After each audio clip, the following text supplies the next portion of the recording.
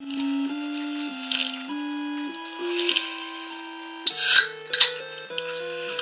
it's 40 seconds. Does he see something about now?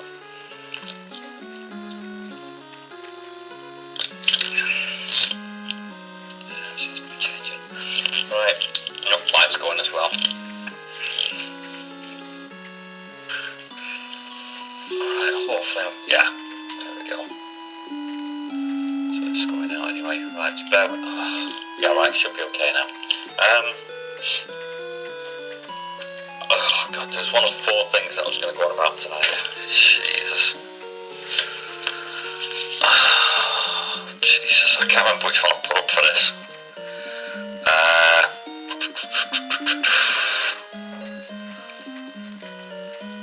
I can't remember what I titled this one. How about that? It could be anything. I absolutely don't know what I went with in the end. Naked clams, aye. It's the mollusks of the sea. Right, there is these, they term them naked clams. I thought that might get a few hits. Which is what they are a naked mollusk. They say naked mollusk, it's a bit weird because they bore into wood, ships, ships, and obviously any type of wood that's made its way into the sea. Excuse me, and they just eat it. They don't go all the way through, they just eat it to like the cusp. And when they've eaten enough wood, the whole, and this is where they're amazing, the whole body changes on the way they survive, which works more on an enzyme basis then, and it's amazing, it really is. And it's like a different way of surviving, a different way of survival. So it's like ourselves when you put your body into the reaction once it's been into stasis, once it's been in a coma, once it's been frozen, once it's been had a shock of some type, or if you've read up and you're well known on certain things, the voodoo where they give them a concoction and then they brought back to life later on after the dormancy of the heart, or the very, very low beat of the heart, I should say, and then they come back. Everything seems to change. It's like putting yourself into ketosis. Your body seems to react differently. So in ketosis, your body eats its natural, eats your fat, eats up your own fat, and you just pee it out. And there's a whole array of things that we're only aware of that our body does. Now, one of the interesting things with these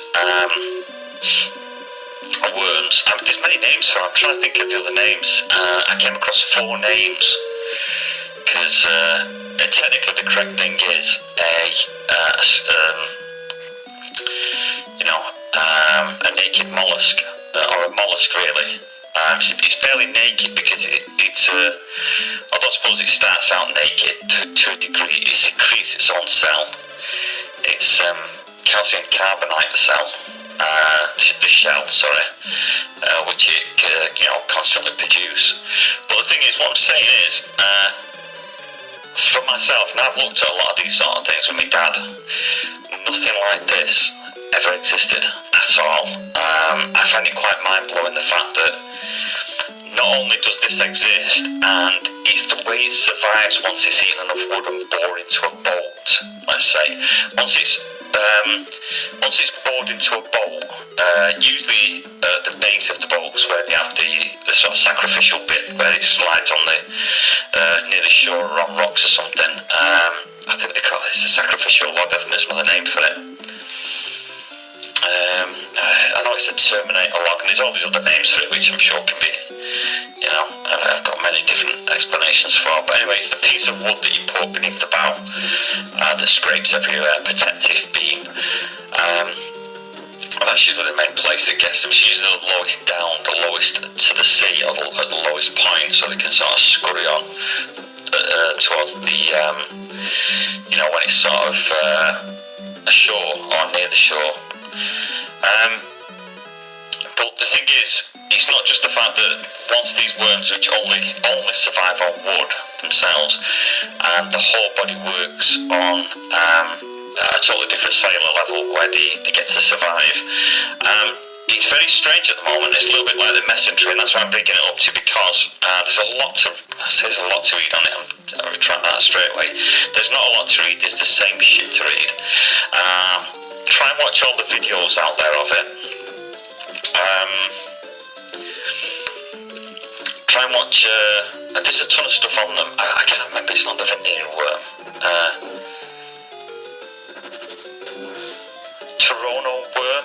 Toronto worm, or something. I think it's called the Toronto worm. It's called. I'm trying to think what the other names are for it. See, I only personally reference it as what it is, which is a mollusk, and it produces its own shell, so it's done in a really odd way. But they're like sea worms. Which they referenced in different ways, but they all refer to the same thing. Your shipworm is what they're down as, but it's probably best to try and remember them as a mollusk if you can, because shipworm, I don't think does it the right way. Although regarding shipworm, the term shipworm for it, that's the big changing point. That's the one which changes history, because these worms never existed for me, and have a look at them, and you'll find out that they were only just found not so long back. From that, I mean 2016. You might get the odd reference to 2012, and as I mean, like I say, it's the knowledge that's written is crap. It's all over the place. You can't believe a word of it. There's also these giant. We'll stick with shipworms for now. There's these giant shipworms, and you'll hear that the giant shipworms go to 2.4 feet, 4.6 feet, and I think the highest one was 5 point. They're all different measurements. They all just randomly give you different figures. I think it's 5'12" or more, actually.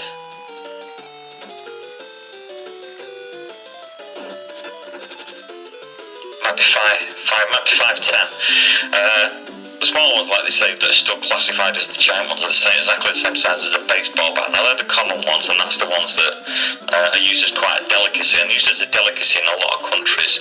I'm trying to think of the country that they do indulge on them, because the thing is, although they're a tasty dish like and a bit of a delicacy, scientists have only just started studying them because the whole body, the internals, work in a very bizarre way once they've eaten a sufficient amount of wood around them and encase themselves inside, like tree trunks and all sorts of stuff. Then they suddenly change. So scientists, because it's all over the place, and you'll find that if you look them up, they've only just found one. They come out with the big story. We've only just found one, and we're cutting it up.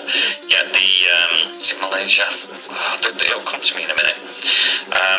They've been eating them as a delicacy, and yet now the scientists are buying them off them. I know it says $200 and $400 on the internet, but I think they pay them to $2,000 if you really look into it on the site. From the academic side, they trade in hands is the best way to put it. They trade in hands. They become like a very good expensive currency because people won't understand how the body in these things changes. But I'm going to get to the point now. The point I'm getting to is, because these things exist now, what happens is they eat at boats. They eat at the hulls of any wooden boat, and they've been doing it in many places. The Dutch have had it quite a lot. I mean, it's a fantastic. Oh, hang on, I've put something in the comments on this. Not the comments. If you have a look in the description, I'll put in links, but I've just put some stuff I've copied and pasted from a couple of places, and you'll find in there that it says. All the aggro the Dutch had on the coastal side now is eating the not the birthing things, the piers, etc. And it cost millions, as would be in today's money. I think it's an exaggeration. I don't really actually say billions if you look it up, but it obviously costs a significant amount of money in the taxpayer's expense. That has an impact in history for me because that didn't happen, and if you know what that is, then send me an email to me messed up. Now, there's another thing. It also took down 2 of the Napoleonic fleet, and there's a little battle. It's not a little battle at all. There's a battle that was different. Now, I'll just say it was different. I don't want to give too much away. It was different simply because these worms ate through the ships and sank them. And you think, oh, well, how did anyone travel around? Well, in, was it Malaysia? I think where the places were. Anyway, I suppose it matters not. The story's the same. Basically, when people go from, different continents or different islands, whatever, anything just over a certain duration, it's not very much, and it doesn't take long for these things to eat away, then you're not going to make it from A to B.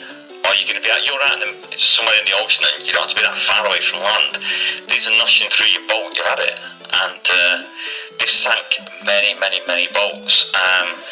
They've sank more as it goes back in it during the pirate period, I'll put it that way.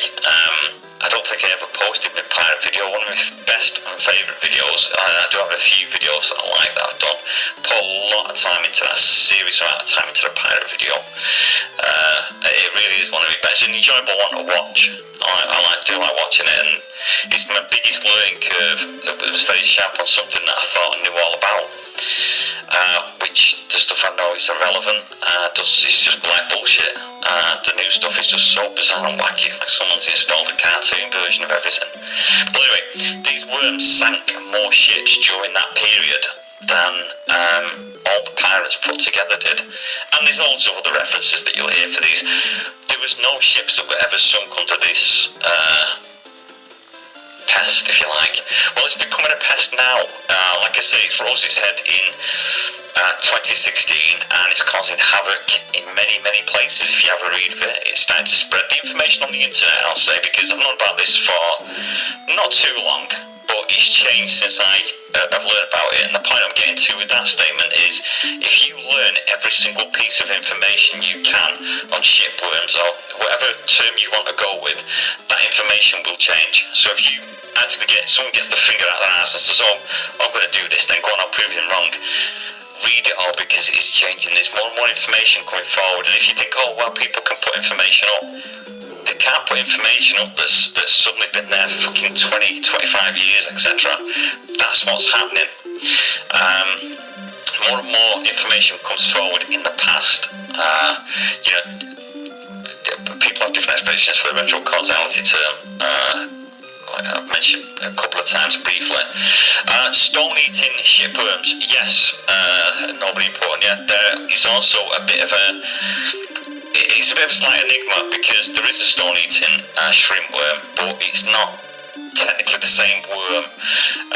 We have a type of worm here that came out of nowhere in, oh Jesus, when was that? 2012, let me get the dates right.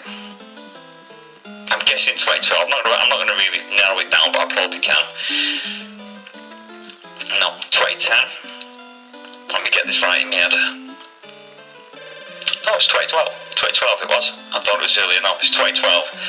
I know because of what I was doing and all the things prior to it. Because the thing is, where I used to ride the quad bikes a lot, you've got all these things there. So they sort of appeared. You could say, oh, they floated in, or they've been brought in on a transport or anything. I'll accept all that for sure.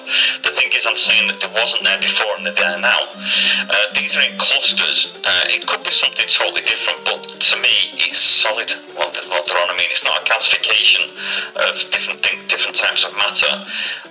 It really is like fucking stone. There's no way to describe it. It's not calcium carbonate or anything like that. It's a different compound altogether. So either these are self-secreting it, or they're going inside a stone and sort of recarving it, if you like. Now there is I have seen videos of them ones where they go inside and they're eating away at the stone. They don't eat away at it, they secrete enzymes. There's a secretion gland at the front of the ones that you're referring to, and they will solidify, break down the composite of the stone. Then they'll bore the way in, and then the body changes again, like I addressed with the shipworm, the wood-eating shipworm, then I'll call it that.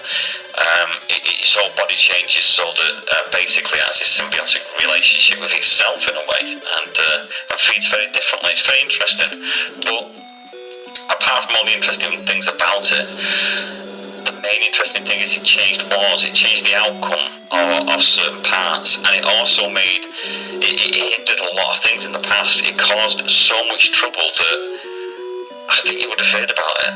I would have come across this. Fucking hell, I live near a shipyard. I've been in the shipyard there for a while, and with the stuff I know and the stuff I've done in my life, I'm bloody sure I would have come across it. For damn sure, my dad would have come across it. I mean, we've looked at all these things many, many times. I've never come across it. So I was exceptionally surprised when I come across it, and then when I was looking at the history, it sort of ticked a little box for me, and that was in the Napoleonic War period. There is many, many other vessels that were brought down prior. They're all noted, by the way. Don't think, oh, it's whatever. No, you can find the exact vessels, what these were, and if you're aware of the battles, I mean, it's brought down fucking galleons and all sorts, and you think, well, how did they know that? Well, we now have massive salvaging, underwater salvaging companies, like the one that was doing the Baltic Sea. Remember the Baltic Sea UFO? Which, I'll leave that one there. But there's companies like that, many of them sprung up due to that because they got a lot of advertisement. It suddenly became very popular to have tours underneath the sea and other places and do a bit of the things with, like, people do tours on metal detecting and ghost hunts and anything. People will say, come on, cost you a little bit of a fee, but you can have the experience. You got billion old mates or whatever. You don't know anyone who's interested in it, so come along with us and we'll do it. And that's what people do. So anyway, because of these, they found a lot of these vessels, like they did with the this was the one that I never got to check up, was the Mary Rose. Now I've seen the Mary Rose. I went to see it. Now I don't know about that. That'd be quite interesting. I meant to look that one up. But the thing is, they found all these boats. They know from not only the last coordinates and the fact that they knew these ships went down roughly in a certain area, but they've gone down there, found them, and what they usually do straight away to get some sort, if they can't see any problems surface level or out, they'll look in different places. It's usually explained the obvious what's gone wrong with it, but they always seem to check the hull for an array of different things, depending on how old the ship is. It'll be torpedoes, it'll be drilling, or like now, one of the things they check out for is the turtle submarine. Do you know the one where it's like it's a little bubble, and they go in there and they bore holes in it. It's a fascinating bit of kit. Now, it never fucking existed. There's tons of stuff here that never existed. So anyway, these crews go down there and they check the underneath of these boats, and they found all these worms and the holes going right through, and they know exactly what's going on, what's gone. Sometimes a lot of them where the people have come off and gone into land, and then they've given the story. So there's many, many records of many, many boats. So how many boats have they actually sank? Thousands of boats have been documented that these worms, these shipworms, as we refer to them on that basis now, these mollusk shipworms have brought down, have changed. Well, that didn't happen. These ships were never broke. These ships were never taken down. When I'd done my pirate video, which, shit, I'm not in my car, so I'm not going to play battery.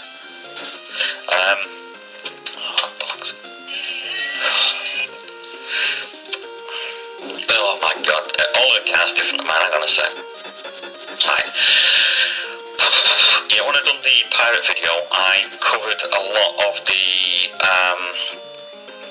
because of the incidents and stuff from in the Second World War, now from Torpedo Alley, and various other things that have gone on, and with Black Tom and all the stuff that the Irish did there, and all the other stuff that a lot of people don't go on about, don't really know. I went into mapping I went to mapping. Most of it was done. I was just tracing over different things that were given, and this was the mariner routes and the merchant routes and there was the passenger routes. There was all the pirate things. It's why I wanted to know why the pirates did what they did and where they did it, and whether it's in bottlenecks, canyons, or all these sort of things. I wanted to know myself where they were going. Before they were, ultimately given the black dot. So, a lot of various things, let's say, that went on, could couldn't have happened. Could not have happened. So you get these stories now where these ships were firing cannons and doing this, that, and the other. As you know, cannons are a lot of bullshit anyway for people who know anything about them. And there's so many things that are just bullshit. So these things that have gone down, it'll have been shipworm now. I think you'll find, as history will show, which it's got to show at some point, that you won't find a ship down there that's got I won't use them words, I'll use visual evidence of the results of being hit by a cannonball. You won't find it. I guarantee you won't find it. You won't find it. It doesn't work like that.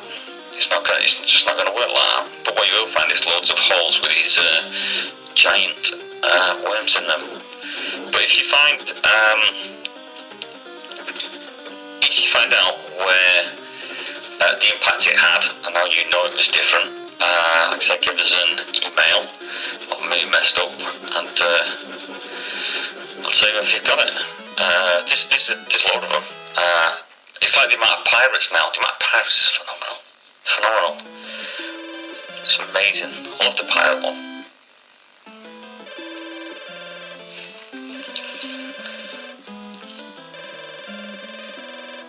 So, see if there's anyone on there.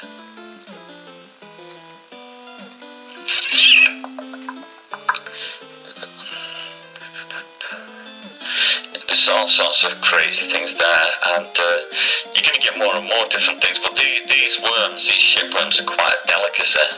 You won't catch me eating one. They're ugly, very, very ugly things. Obviously the taste of it, you see people eating them and scuffing them down, but you know, when you think the price of them, I'd rather sell them.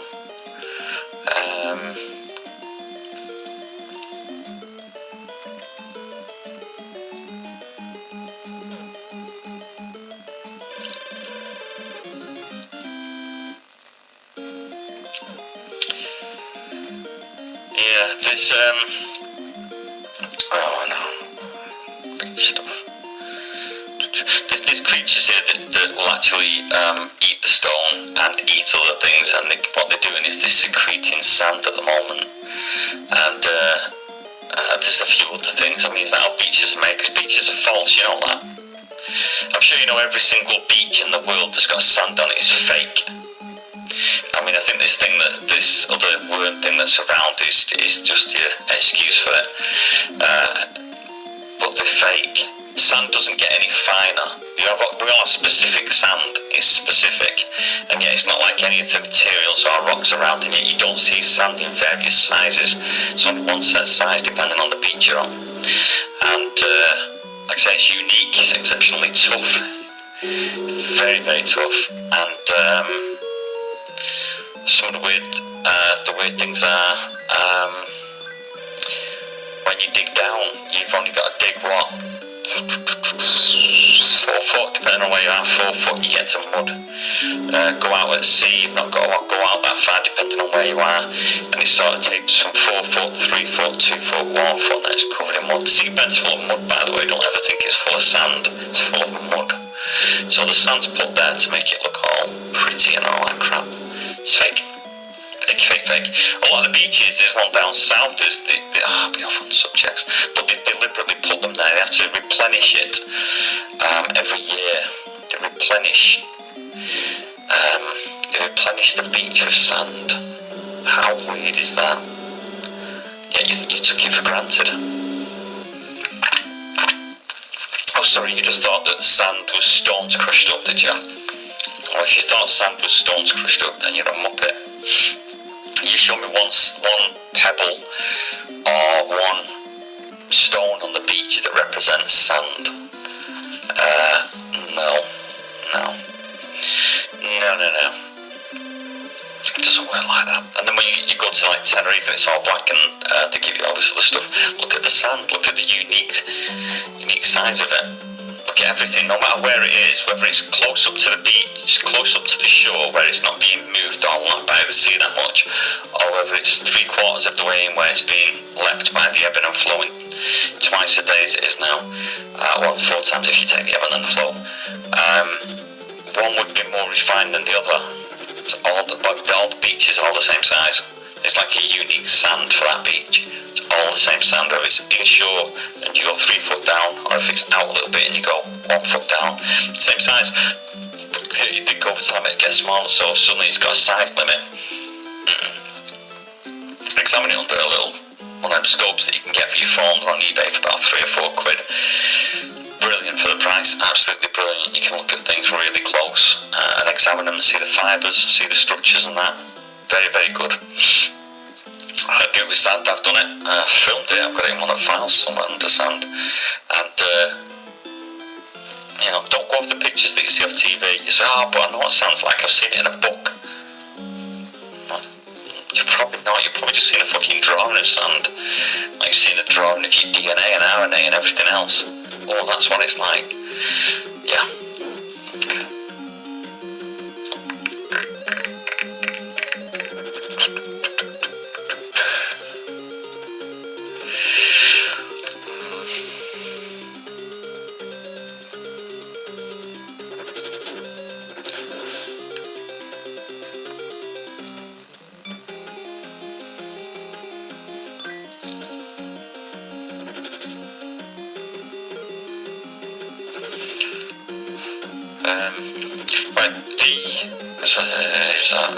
Scott Henry going on about a French prince being shot in the chest by a small bore cannon. A small bore cannon. I mean, things have been twisted in history, or they're not the same now. I've looked back on a lot of stuff. Things and words are exaggerated, like everything is. Like when people say how fast the car can go and how much they're in the job and all that shit, everything's exaggerated. You know, like the size of certain things, you know. So, it would have been a cannon. I mean, if you've got my 308, is that a cannon? It's fucking powerful. Take your shoulder out near enough, fire a few rounds. I consider it a light cannon. Or is like we've got the XM777, the field cannon. It's that's different. All cannons are different. The propellant, you know, the actual projectiles fire out totally different now. And plus they have detonators on the end. That was just a shot of, it would have either been lead, iron, or could have even be salt. They can fire a lot of things out. But with it being a suit of armour that a French prince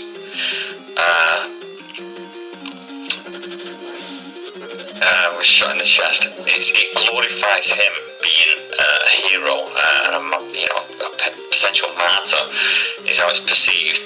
So he obviously survived, he wore all the gear, and he comes away from it a hero, gallant hero.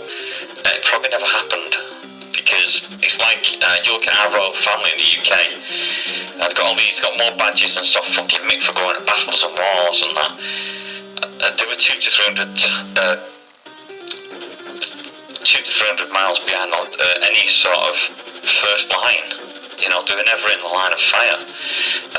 Most of the time they're not there. It's usually just photo shoots and things like that. They're not there. Don't feel yourself. Bullshit.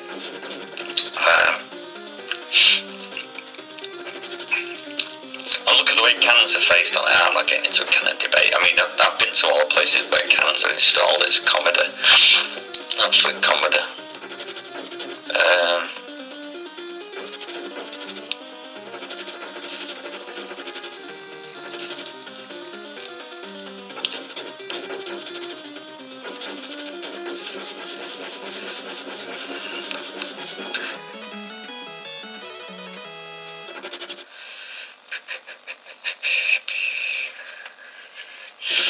The Sahara deserts.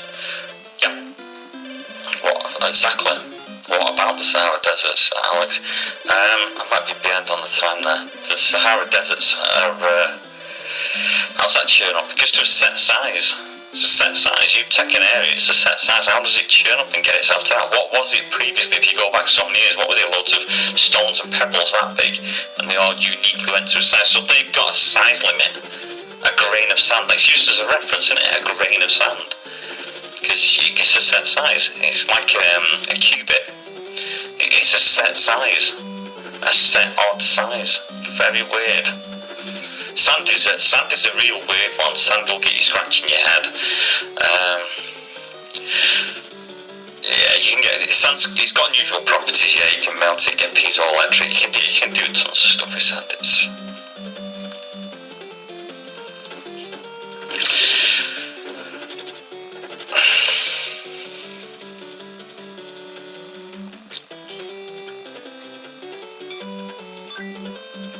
yeah, you could say that, like, whether sedimentary rock forms quicker, you've seen the sand thing, but when you see it, it's very different, it's not quite the same. If you've ever been there and broke it up, it's not the same. It seems to bind, it's given an artificial property to bind it.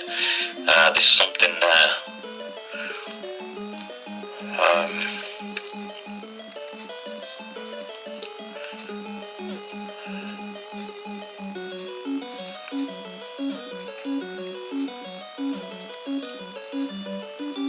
Alright, show the guy down and check it or not. Right, okay.